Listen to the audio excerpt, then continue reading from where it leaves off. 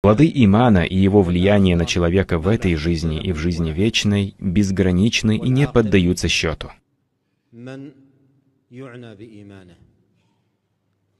И разумен тот, кто оберегает свой иман и заботится о нем прежде других своих забот.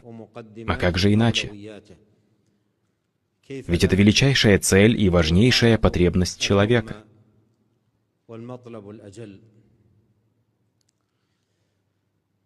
И мы больше убедимся в этом, когда почувствуем и узнаем,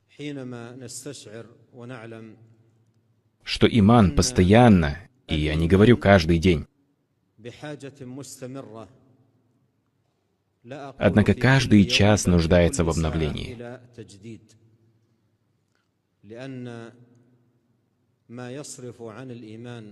Потому что существует очень много вещей, которые отклоняют человека от его веры.